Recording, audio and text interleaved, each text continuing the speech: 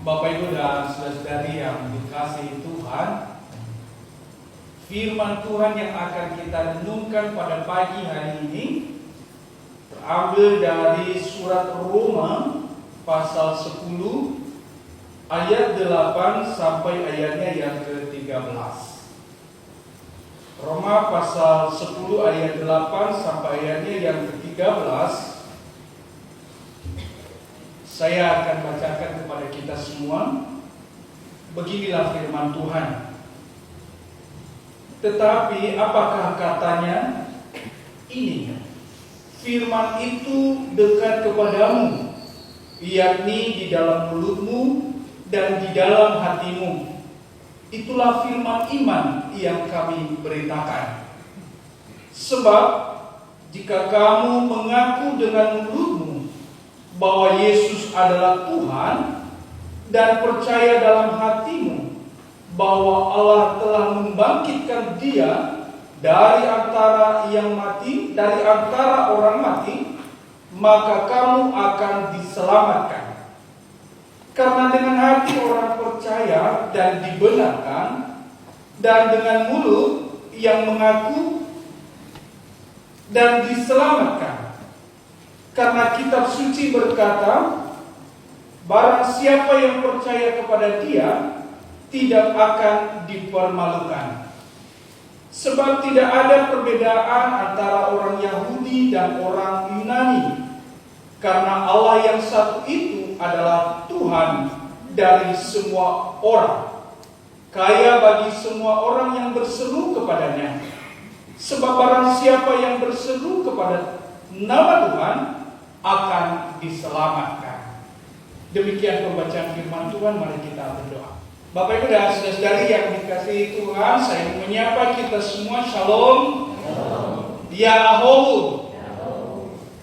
Tema ibadah kita pada minggu ini, termasuk pada kebaktian pagi ini, adalah orang yang berseru kepada Tuhan akan diselamatkan. Saya ucapkan sekali lagi, orang yang berseru kepada Tuhan akan diselamatkan. Kita katakan bersama-sama 3 ya. Orang yang berseru kepada Tuhan akan diselamatkan. Dari tema ini Bapak Ibu dan Saudari yang dikasihi Tuhan, ada 2 kata kuncinya, yaitu berseru dan diselamatkan. Siapa yang berseru adalah orang kepada siapa? Kepada Tuhan, dan hasilnya adalah diselamatkan. Kata berseru itu identik dengan bersuara nyaring, menaikkan volume suara, berteriak. Tujuannya jelas, yaitu untuk mendapatkan perhatian dari seseorang yang sedang dipanggil. Memanggil seseorang, dinaikkan volumenya. Tujuannya supaya orang yang dipanggil memperhatikan. Ini berseru. Seperti kalau saudara-saudara memanggil temannya di antara kerumunan orang, kalau Anda hanya memanggil pelan-pelan, Ines kesini dong, padahal itu rame. Dia nggak nyambut, dia nggak tahu. Lalu ketika temannya berkata, Ines, sini dong. Ini saya sebut Ines karena saya lihat dia di sini. Ines, sini dong. Di antara kerumunan orang, dia akan melihat, oh ada yang memanggilku. Dia memberi perhatian pada panggilan itu. Itu berseru. Kalau seorang bayi berseru memanggil mamanya, bayi yang baru lahir, ia akan menangis. Pertama pelan-pelan, tangisnya pelan-pelan. Ketika tidak ada perhatian, tangisannya mulai dinaikkan volumenya. Ketika tidak ada perhatian, maka tangisannya digaspol, gas habis, sampai ia benar-benar mendapat perhatian. Ini berseru. Ia berseru dengan tangisannya yang keras, supaya ibunya, mamanya, atau orang tuanya, atau siapapun yang ada di sekitarnya mendapatkan perhatian, memperhatikan seruannya. Ini berseru. Orang berseru menaikkan volumenya supaya orang yang mendengar atau orang yang dipanggil namanya memberi perhatian kepada orang yang sedang berseru. Pertanyaannya adalah, apakah ketika kita berseru kepada Tuhan Seperti di dalam tema ibadah kita hari ini, apakah kita juga harus berseru dengan menaikkan volume kita, berteriak-teriak memanggil nama Tuhan untuk mendapatkan perhatian dari Tuhan? Jawabannya jelas tidak. Karena Tuhan itu tidak jauh. Tuhan itu tidak berada di jauh di tempat yang tidak bisa dijangkau oleh suara kita. Tetapi Tuhan itu sangat dekat. Tuhan itu sangat dekat. Bahkan ketika kita berseru di dalam hati sekalipun, orang yang berada di sebelah kanan kiri kita, depan belakang kita, tidak mendengar seruan itu. Hanya seruan di dalam hati, Tuhan juga pasti mendengar. Kalau lagu berkata bahwa Tuhan itu tidak jauh, Ia hanya sejauh doa. Jadi ketika kau berdoa, berseru dalam doamu, tanpa harus teriak-teriak, tanpa harus menangis keras-keras mencari perhatian, Tuhan pasti dengar. Bahkan di dalam firman Tuhan pada pagi hari ini, kita jadi tahu, kita diberitahu bahwa Tuhan itu sangat dekat. Di dalam ayat 8 disebut bahwa firman itu, ingat firman itu ada dua wujudnya. Firman yang diberitakan, firman yang dikatakan, yang dikumpulkan di dalam Alkitab itu diberitakan, dan juga ada firman yang adalah Kristus itu sendiri yang menjadi manusia. Disebutkan bahwa firman yang diberitakan baik tentang Kristus dan ajaran-ajarannya itu sudah ada di dalam mulut dan di dalam hatimu. Oh, begitu dekatnya. Bukan lagi di sebelah kiri kanan kita, bukan di depan kita, bukan di tengah kerumunan, tetapi ada di dalam diri kita, ada di dalam mulut dan di dalam hati kita. Sangat dekat. Sehingga ketika kita berseru, bahkan dengan suara pelan sekalipun, di dalam hati terdalam sekalipun, seruan kita pasti didengar oleh Tuhan. Amin. Ini tadi di dalam ayat 8. Bapak Ibu dan Saudari yang dikasihi Tuhan, karena begitu dekatnya Allah, maka seruan kita harus didasarkan pada beberapa hal. Bukan didasarkan pada tinggi rendahnya volume suara kita, bukan didasarkan pada teriakan kita, tetapi seruan kita kepada Tuhan harus didasarkan pada hal yang pertama, yaitu seruan kita, seruan orang kepada Tuhan haruslah didasari atas iman kepada Tuhan. Bukan sekedar berseru, memanggil Tuhan, Tuhan, Yesus, Yesus tolong aku, sembuhkan aku, bebaskan aku dari penderitaanku, bebaskan aku dari musuh-musuhku, Tuhan selamatkan aku. Bukan sekedar seruan untuk mendapatkan perhatian, tetapi seruan itu harus didasari atas iman. Ketika kita sudah punya iman, maka seruan kita yakini itu sampai kepada Tuhan dan Dia akan jawab. Meskipun nanti jawabannya tidak selalu persis sama seperti yang kita inginkan. Ini yang pertama, bahwa seruan orang kepada Tuhan harus didasarkan atas iman. Yang kedua, iman yang menjadi dasar seruan kita kepada Tuhan itu harus diwujudkan dengan pengakuan. Ini tadi yang disampaikan di dalam ayat 9 sampai 11. Ayat 9 dikatakan bahwa dengan hati orang percaya, dengan mulut orang mengaku. Iman itu tidak kelihatan, ia ada di dalam hati kita. Orang tidak akan tahu saya beriman kepada siapa sampai saya mengucapkan dengan mulut bahwa Yesus adalah Tuhan. Selama saya menyimpan itu di dalam hati, tidak akan ada orang yang tahu bahwa saya orang yang percaya kepada Yesus. Dan firman Tuhan kepada kita pagi ini mengatakan bahwa iman percayamu itu harus diungkapkan, harus diucapkan, yaitu melalui mulut. Itulah kenapa dulu ketika gereja mula-mula pada awal-awal abad-abad pertama, sebelum seseorang dibaptis, mereka harus mengucapkan iman dulu, yaitu mengaku bahwa Yesus adalah Tuhan. Seiring dengan perkembangan zaman, lalu anak-anak dibaptis. Kan mereka tidak bisa mengaku karena mereka masih bayi. Orang tuanya lah yang mengaku bahwa Yesus adalah Tuhan. Tanda bahwa ia beriman. Dan itu diwujudkan melalui pengakuan. Dan pengakuan ini harus konsisten. Kapanpun dan dimanapun.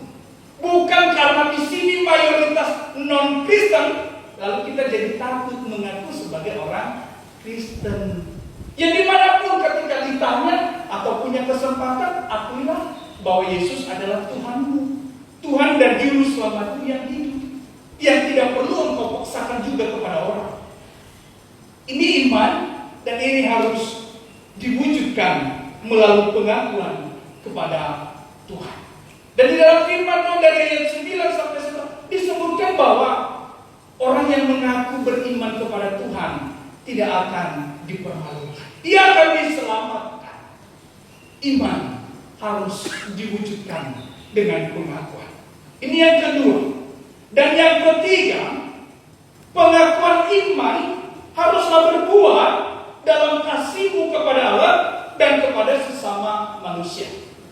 Di dalam Matius pasal 7 ayat 21 sampai 23. Kalau tema kita berkata, orang yang berseru kepada Tuhan akan diselamatkan. Yesus berkata, pada hari akhir itu nanti yang diselamatkan bukan mereka yang berseru-seru Tuhan, Tuhan, tetapi mereka yang melakukan kehendak Bapa. Jadi seruan itu yang didasari oleh iman, disertai dengan pengakuan iman, itu harus berbuah. Berbuah dalam apa? Dalam perlakuan, perbuatan baik, sebanyak yang bisa engkau lakukan. Sebanyak yang bisa engkau lakukan, semaksimalnya apapun engkau lakukan, lakukanlah. Itu buah. Buah dari imanmu, buah dari pengakuanmu, itu berwujud di dalam perbuatanmu. Sehingga semakin lengkap. Seruanmu kepada Tuhan menjadi lengkap dan sempurna. Sudah didasari oleh iman, disertai dengan pengakuan bahwa Yesus adalah Tuhan, lalu disertai dengan tindakan nyata bahwa engkau adalah orang beriman yang mau berbuat baik di dalam wujud kasihmu kepada Allah dan kasihmu kepada sesama manusia. Karena orang berpikir bahwa cukup dengan berseru lalu kita sudah selesai. Cukup dengan mengaku lalu kita sudah selesai. Ingat, tugas dan tanggung jawab orang beriman tidak berhenti sampai berseru, tidak berhenti pada iman, tidak berhenti pada pengakuan, tetapi juga harus berlanjut pada tindakan nyata, melakukan perbuatan-perbuatan baik bagi sesama manusia semampu, semaksimal yang bisa kita lakukan. Dan hasilnya, ini yang keempat, hasil dari seruan yang sempurna ini adalah diselamatkan. Ini tadi kata kunci yang kedua. Diselamatkan, ini dua makna. Ada makna diselamatkan secara badania, jasmani, ini seperti kita lihat ketika orang Israel ini tadi dibaca firman Tuhan yang kedua di dalam Ulangan pasal 26. Ketika mereka merasakan penindasan yang luar biasa dari Mesir, lalu mereka berseru kepada Allah. Tentu didasari oleh iman mereka, memohon supaya Tuhan membebaskan mereka dari perbudakan di Mesir. Lalu ketika mereka berseru dan Tuhan menjawab, sehingga Tuhan menyelamatkan mereka. Menyelamatkan dalam pengertian mereka dibebaskan dari perbudakan di Mesir. Tetapi apakah ini keselamatan kekal? Belum tentu. Karena faktanya ketika mereka dibebaskan secara badania, jasmania dari perbudakan di Mesir, di dalam perjalanan banyak juga yang imannya tidak berbuah, tetap hidup dalam dosa. Dan bahkan banyak dari mereka tidak sampai ke tanah Kanaan, tanah perjanjian yang dijanjikan oleh Tuhan supaya mereka tiba di sana. Dari keselamatan badania saja belum tentu mereka bisa sampai, apalagi keselamatan rohani, keselamatan kekal di dalam Kristus. Tetapi pagi ini Bapak Ibu dan Saudara yang dikasihi Tuhan, seruan kita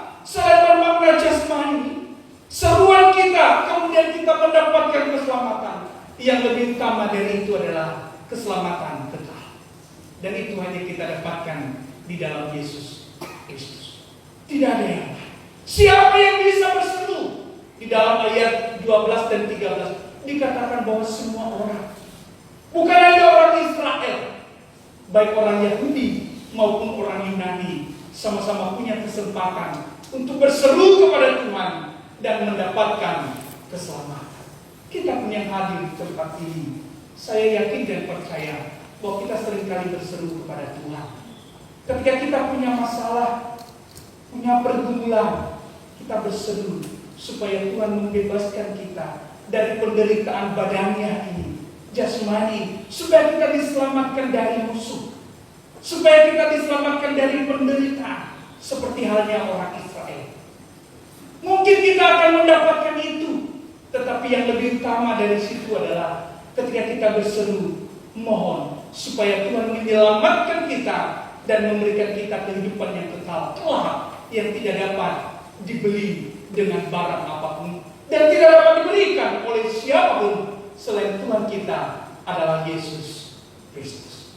Berseru panggil namanya, tidak harus dengan teriak-teriak. Tuhan pasti akan mendengar dan Tuhan menolong. Terlebih dari itu, Dia pasti akan menyelamatkanmu. Tuhan Yesus memberkati. Ayat hafalan, ayatnya yang ke-10. Kita baca bersama-sama 1, 2, 3. Karena hati orang percaya dan digerakkan, dan mulut orang mengaku dan diselamatkan. Amin. Mari kita berdoa.